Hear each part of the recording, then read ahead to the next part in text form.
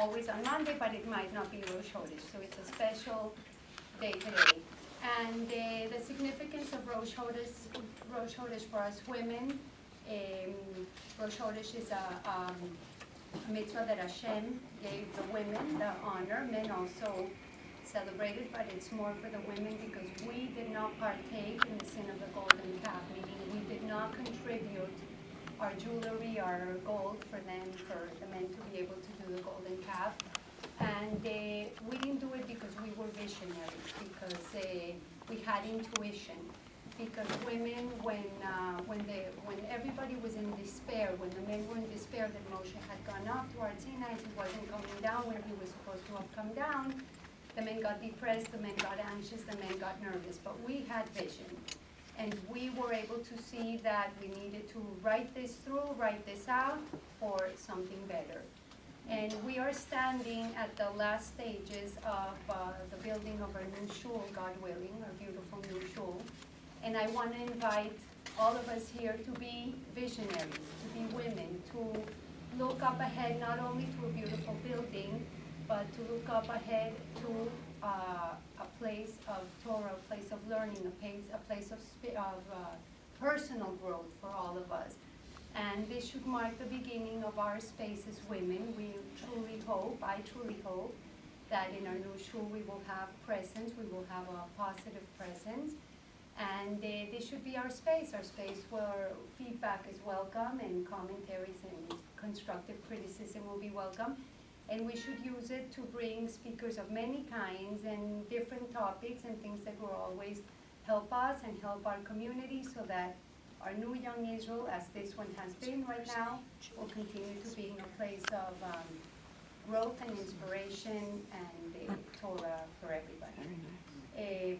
I met Rebbitzin, even though I don't refer to it as Rebbitzin, but I'm not taking that very away from you. I met Mrs. Salfer shortly on a personal level. I was asking, I went to her for guidance with school issues with my children, and she's amazing in her work, which she will share what she does. I will leave that to her. But for me, she brought together all of these things that I'm talking. She's active, she's dynamic, she's learned, and she's interested in growth, and she helps others grow, and that's very important. So I thought nobody could do a better job of being our introductory speaker for today, our first Rosh Chodesh Lunch and Learn. I hope you enjoy her, and thank you again for being here, and thank you, Nicki, for accepting to talk today. First of all, I want to thank you for coming up with this idea, because on a daily basis I don't get to act as a Rebbitzin, and it's always wonderful when I'm given the opportunity to give a shir. But really I have to thank all of you, because I have learned so much over Chanukah, probably more than I've done in the last 10 years, because now every time I hear somebody say something about Chanukah, I'm like, wait a minute, I'm speaking at the end of Chanukah, let me hear this, let me hear this. You have in front of you folders. If you open them up, on the one side are all the different companies that I do, and on the other side is the Jewish side, which is Joe Raish, my husband's yeshiva for special needs, and all the sources of what we're going to talk about today. So you can take out the source sheet and follow along. Some of it we'll do inside, most of it we'll do outside, but I just wanted you to have the source sheet in front of you. It starts on the Hebrew, so if you're looking, we're going to start with Shabbos. Okay? Two things that I just want to say before I get started. First of all, this shir is in honor of Refuah Shalema for Razel Bas Miriam. We hope that you will be able to have a complete and quick Refuah Shalema. And so I thank you also for giving me this opportunity to speak. Second thing also that I wanted to say is for just my parents. I have the opportunity of having my parents sit in my shir, which is making me very nervous. And Rebbitzin Judy and Yossi Abrams, and I thank them for being able to come. So much to talk about Chanukah, so much to talk about Rosh Chodesh, and thank you for getting started about Rosh Chodesh, because we're going to kind of tie in a little bit to your idea. So we're going to start with the first question, okay, which is, what is our takeaway from Chanukah more than 20 pounds? I know that we're eating latkes and we're eating suganiyot, and thank God for Florida, we're surrounded by it. But seriously, Chanukah and the holidays are here for us to take something with us and keep us warm the rest of the year. So what is it that we're supposed to walk away with? Not only as a Jewish person, but more so as a Jewish woman. And that's really the question that I want to be able to focus on in today's shir. So the first question that is asked by many, many rabbis, and I actually thought that in the siddur it had al hanisim, but I just opened it up, I couldn't find it in mine, maybe you guys can find it. But if you look at al hanisim, you will not hear any talk of the miracle of the lighting of the candles. And it's a question that we ask throughout Chanukah. Why does al hanisim not mention what page? Page 7. Page 7, good. Look, page 7, thank goodness. Page 6? Okay, see, there you go, thank God. Okay. Great, I didn't want to I tried to photocopy as least as possible, so I had a bunch of extra ventures, so you have al hanisim in front of you. If you look at al hanisim, you will not see the lighting of the candles mentioned as the miracle. It talks really primarily about what? The victory, the war, right? Okay. And yet, the lighting of the candles is very prominent in Chanukah, and it really doesn't talk about it in al hanisim. Rabbi Goldstein, who I had the opportunity from diaspora, I happen to have an amazing opportunity to learn with the Rosh Hashiva once a week. So we were talking, we usually actually learn Navi together, but because it's around the holiday times, we learned something that's applicable. So we were talking about it. Why is it that in al hanisim it doesn't mention the candles? And if you look in front of you in Gemara Shabbos, that's where it actually talks about the miracle of the lighting of the candles. I just have 2 more sheets, so you're going to have to share. But it's all maybe you can do it. Okay, photocopy. Anyways, so if you look at it, in Gemara Shabbos, it talks about something else, right? It doesn't necessarily talk all about the war, but it talks about what we know as Chanukah to be. The story with the going into the Beit HaMikdash, not having enough oil, and the miracle of the oil going. Okay, let's look at, so now we know that there's a question, right? We don't have it in al hanisim, what we say. We don't have it in Hallel. There's no special prayer that talks about it. And yet every night in our home, that's what we do, right? Let's look at the next thing. Let's talk a little bit about where the Greeks come from. If you look at this pasuk in Bereshis, I'm going to read it in English, but the Hebrew is there in front of you. It says, he then said, blessed is Hashem, Hashem of Shem. May Canaan be his slave. Elohim will enlarge Yefes, but he will dwell in the tents of Shem. Okay? So there's a place for Yefes. There's a place for where the Greeks come from. But if you want to know where Hashem is going to be dwelling in, he's going to be dwelling in the tents of Shem. Okay. Now, which I think is very interesting. This happens to be a Gemara that I found, and I found this fascinating. The first time that the Gemara was translated, right, into a language, what was it translated into? Greek. And it talks about, there's a conversation that takes place in the Gemara about whether or not they were able to translate it back and forth. And why was the Greeks the first to get the Talmud translated? And it talks about the fact, it actually refers to this pasuk, that there is something about Yafes, there is a beauty, right, that Yafes represents. And actually that's why the first language that the Talmud was actually translated into was Greek. And that's why some of the rabbis warned against it, because there is this concept where they talk about Yafes and the pasuk together with Shem. Okay. But now I want to focus on something else. And I think that when I started to study, these are questions, we've heard them before. And I started to say, okay, but what is the meaning to women about Chanukah? Where do we fit in? What is unique about this holiday to us? So this is actually something that Rabbi Goldstein started me off on. Because I asked him that. I said, this is a very beautiful shir that you're giving. I don't want to interrupt. But I'm speaking to women. And I want to know, okay, this question about al hanisim versus what we do in our home, I've heard this 100 times. But I want to know why. What's unique? What were the women going through? So he said, oh my goodness, you have to look at the Gemara and Ksubas. You don't know what was going on to the women at that time? So I said, what are you talking about? He said, what are you talking about? Do you understand that for 3.5 years, the women would have, before they would get married, would have to sleep with the Greek general of the time? And one of the reasons that the entire war got started was because of this incident. What are you talking about? I had a kindergarten version of Chanukah. And I will tell you something interesting. There are two women who talk about women learning Gemara. One happens to be the head of Nishmat, and she said that women should learn Gemara because we are working today. And Gemara is actually a shmirah for working, and since we're working, we should actually be learning it. There's another Rebbetzin David and Rebbetzin Bertley, which were my teachers in BJJ. They said that women need to learn Agadah of Shas because otherwise you are left with the kindergarten version of everything. And as I was learning this, and as Rabbi Goldstein was teaching this to me, I had those Rebbetzins in my head because honestly, I don't think I've ever learned it. So what is going on here? In Ksubas, there's a discussion, and I only put a little bit of it, okay? So I'm going to just tell you over, but if you want to actually get the source, I left you the source. It's a fascinating discussion that's taking place. What happened? Apparently, weddings in the time of the Beit HaMikdash were supposed to be done on Wednesday night. And there was a reason for it. Beis Din was only open, Sanhedrin was only open on Mondays and Thursdays. So if there was a problem, they would be able to go straight to the Beis Din the next day. And if they would make the wedding on Sunday night, that wasn't enough time with Shabbat to cook. They didn't have the kinds of refrigeration and things like that. So that didn't work. So they had weddings on Wednesday nights.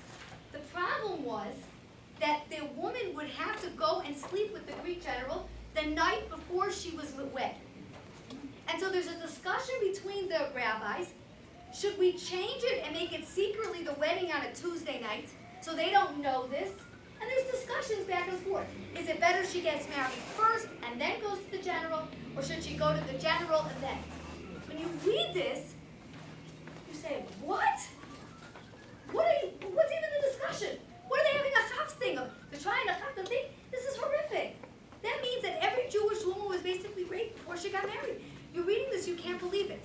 It's like totally shocking. But what's amazing is the next thing, which is the Medrash. I did not bring it. I have an English translation of it in a more simplistic thing, but the actual Medrash that talks about it is fascinating, but I couldn't find it in English for you guys. What happened? The war started as follows. According to the Medrash, the Kohen Gadol's daughter was supposed to get married. She was supposed to go the night before to the Greek general. She came to her wedding. They followed the Maseches Ksubas, and they decided to make her wedding the night before.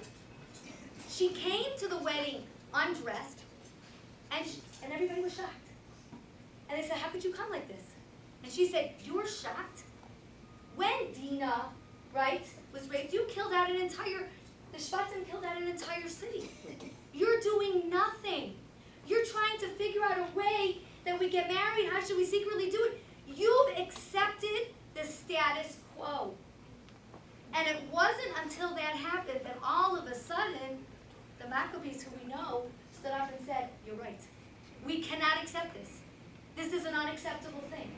And actually, that's how the war got started. Wow. Now, what's amazing is it really helps explain to us the story of Yehudis. So I'll be honest with you. Until I was learning this, I didn't understand the story of Yehudis. Some Jewish woman, basically gets a guy to come into her thing, right? Gives him wine, a general. Why would she do that? How would she even know to do that? But it makes sense that for 3.5 years this was going on. It explains the anger. It explains why she felt the need to save the Jewish people. And when the war took place and all the decrees finally stopped, that was one of the biggest miracles. The concept of a Jewish home was returned. And that's really the amazing thing for women in the story of Chanukah. So Yehudis wasn't just killing a general, which, by the way, scared everybody because millions saw that and then they got nervous. But she was also representing all of the Jewish women that had to have gone through this. Now, what's amazing is that Tammy, you talked about Rosh Chodesh. Rosh Chodesh is a very interesting holiday. Why? Because technically, Rosh Chodesh changes the world, which is one of the reasons it was given to women. If Basin sees the moon, whenever they see the moon, it doesn't make a difference what the calendar might have said. When they saw the moon, that's when Rosh Chodesh took place. And all the holidays, the entire Jewish calendar was revolved around what Basin said. So the concept of being able to change the world, that power is in the mitzvah of Rosh Chodesh. We have that power. It's no different. The Chanukah story, when I read it, was reminiscent of what? Where the Jewish women said, we can't take this anymore. What? Purim, Pesach, right? In other words, the men had almost accepted it. Not that they liked it, not that they were happy with it, but they were trying to use their intellect to work around it, but they weren't doing anything about it. It was the women who said, no, we need to change this. We can't continue like this. This is destruction of the Jewish home. This is not acceptable. Now, what is very beautiful is the Rambam. If you look at the Rambam, according to the Ashkenazim, we actually, it's one of the rare times where the Ashkenazim follow what we call the Sephardi posting. They follow the Rambam. Ashkenaz halacha is not always based on the Rambam. But in Chanukah, it is. And if you look at it, the Rambam talks about something very fascinating when he finishes Hilchos Chanukah. What does he say? He says that Chanukah is chaviva. It is loved. It is something very special. Which after you hear that story, and you already know that Chanukah, they were destroying Shabbos, which was the tranquility of the home. They were destroying Rosh Chodesh, which was the ability to be able to make holidays. They wouldn't allow Milah, which is what the Jewish people are all about. But now you know they were destroying everything. Nothing was sacred. So when the miracles happened, we brought back sacred into our life. So what does the Rambam says? It's a very special holiday. It's Chaviva. It is so special that women should light with the men. And when you say the thing, Sha'asa Nisim, Lavosena, you think about, according to Rabbi Goldstein, you think about the miracle that happened to the women. Because the women were part and parcel of that war. And then it says something very interesting. So if you're a poor person and you can't afford to light the candles, so according to the Rambam, the community has to give you candles. Tzedakah could be used to he ends it. But let's say you're living in a community and you can't get tzedakah. You're living in the times of the Holocaust, you just don't have it. And you have a choice between the candles of your home and the candles of Chanukah. According to the Rambam, even though Chanukah is Chaviv, and even though everybody should light, and even though you should be able to take tzedakah, the candles of the home, Shalom Bayit, is more important. Which makes sense if you understand what the Greeks were trying to do. They were trying to destroy the Bayit. So therefore, Chanukah is something we have to keep, and Chanukah is something that we have to participate in. But if there's a choice only between the candles of the home and the candles of Chanukah, then Shalom Bayit is on top. Let's go back to the original question. So why, in Halanisim, do we not talk about the candles? The war was a public miracle. Everybody knew about it. Everybody was affected by it. Every Jewish home was affected by it. It basically re-brought Judaism back to its place. It was a public miracle. You could not have not heard about it. And therefore, for the public miracle, we are obligated to say Hallel. We are obligated to daven. Women are obligated. It's a special time for davening. The miracle that happened with the candles did not happen in front of everybody. It was a private miracle. Only a few people saw it. And yet we do that in our home. Because ultimately, going back to that puzzle, where does Hashem sit with? Where is his Shekhinah? In the home. So it's with shame when we have a Jewish home. Today, we don't have a Beit HaMikdash. Where does the Shekhinah lie? In our home. So therefore, the candles are about showing us that God is in our daily life. It's not the public. It's not the excitement. It doesn't have that, oh my gosh, I'm so, look at these Jews, they won the war. It's that day-to-day experience. It's running the home. It's the shalom bayit of the home. And that's not something we have to say hello for. That's not something we have to say ala nisim for. That's something that we have to celebrate together in our home with our family. They say that Persumei Nisa is not necessarily for everybody else. Persumei Nisa is for ourselves. And by looking at the candles, now it also gives you an appreciation for why we as women have a half an hour you're supposed to sit there. You're not supposed to wash dishes. You're not supposed to do things. Yes, you are allowed to cook, but it's better if you don't. Actually sit there and think of the peace and the tranquility that these candles, that these miracles did. And when we think about that all together, then we'll be zocha to back to having the Beit HaMikdash. Then we'll be zocha to having the Jewish family back the way it should be. And my bracha to all of you, I heard a lot of Torah over Chanukah. I even heard from somebody last night that if you eat a latke and a suganiyot as a special meal, it's a schus for richness. So I don't know which richness you're talking about. Richness of ketubis or richness of richness. But either way, the important thing is that when you light the candles tonight, as we come to the conclusion of Chanukah, that you think of the miracles that were done to Jewish women, you think about our involvement, you think about our engagement, you re-energize yourself, as Tammy said, you re-energize yourself to become that visionary.